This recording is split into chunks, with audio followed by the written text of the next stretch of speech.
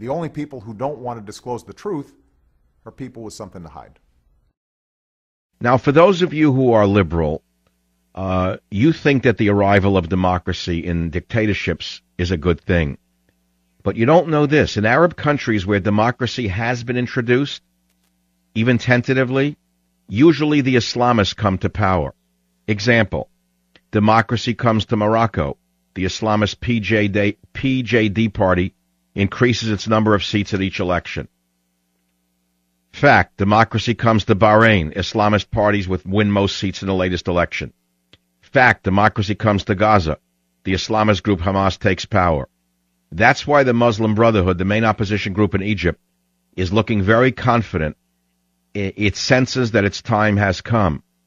And so, paradoxically, this is why the pro-democracy U.S. has spent the past 30 years propping up dictatorships like Mubarak's to prevent this from happening. And now under Obama, you're watching an entire generation of aging Arab despots fall. And you say, well, that's good because democracy will arise. That's because you're naive. It will bring about your worst nightmare, at least my worst nightmare, an Islamist crescent spreading across the entire Middle East, from Pakistan in the east to Morocco in the west, a Pan-Arabian Commonwealth where suddenly the word Islamist is no longer shorthand for terrorist, but describes the very government itself. And if I am the only one who sees this, God help all of us. When I watched the fools from the news media over there celebrating the rioting, and I say, morons, you're talking about unemployment. Morons, you're talking about a lack of infrastructure. Morons, you're talking about food prices. Where do you think they'll be in a week? The answer is just where they are now. And they were egging them on. They were cheering them on and talking about the deprivations and being slapped by the crowd. How disgusting does it get? I guarantee you they had a full meal last night in Cairo. I can guarantee you every one of these newsmen wearing a flak jacket went back to a bottle of fine wine and as much water as they could drink, and then they went out in the streets to see how much more violence they could provoke, using all the terminology of the Watts riots in the United States of America. They're still living through the 60s thinking it's a party and it's good for their ratings. New York City, Greg, welcome to the program. Go ahead, please. Dr. Savage, you asked in the last segment whether or not you need to continue talking about this, whether there was a point to continue on. Absolutely, there's a point to continue on. I know locally here in New York with the storms, the winter that we've been having, the news just seems to be obsessed with, oh, it's going to snow, it's snowing, it has snowed. And that's all we've been getting for days and days at a time around here. So the lightweights in the news media use the weather as an opportunity to avoid any controversy because it requires no thought and no research. Other than looking out a window. I mean, well, I'm sorry, you're right. Looking out a window, that takes some effort. You're right. But I just wanted to encourage you to continue on to provide us with global... Well, I got to tell you, Greg, let me explain something. This, to me, what I'm witnessing in my lifetime I've never seen before. I'm seeing the world blow up. I mean, the few friends that I actually talk to, if they've called me, ask me how I am, I say, I can't even talk to you. I have no time to just shoot the breeze. I said, I'm so obsessed with what is going on. My mind is only on this. Ask anyone who I talk with. I'm obsessed with this because what I'm seeing here is the devolution of the world as I know it. And I also know something else, Greg. Any man of any reason understands that this will not stop in Europe. It will not stop in the Middle East. It will spread to the United States of America. This is a worldwide cancer.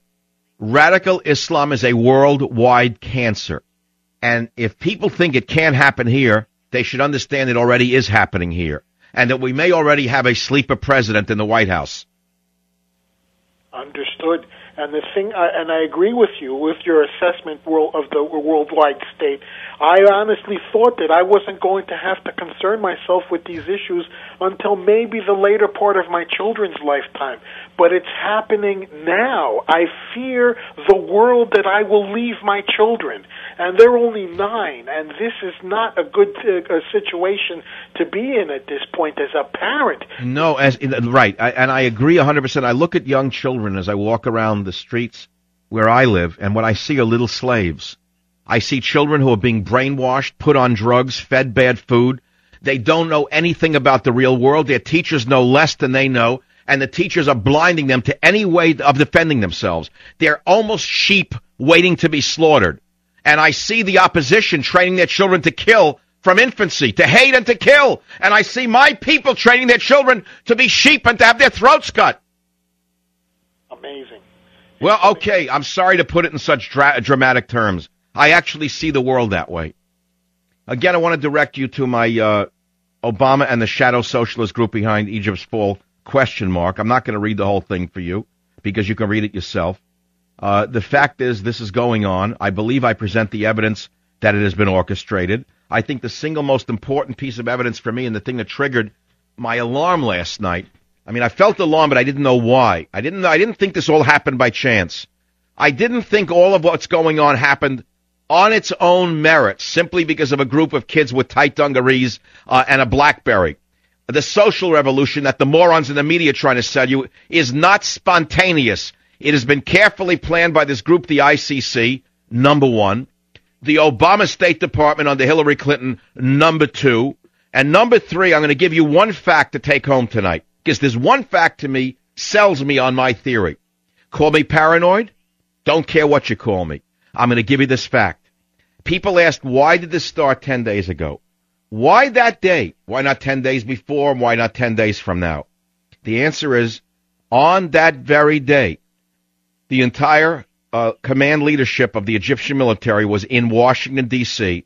for meetings with the U.S. military discussing the foreign aid that they get every year. That's when the Obama radicals triggered the revolution. They knew that the military would be caught off guard. They knew that the military would not be able to react to control the mobs, and they knew that it would take them days to comprehend what was going on and get back to Egypt. That's exactly why this happened when it happened. Make no mistake about it, they are that carefully organized. Savage.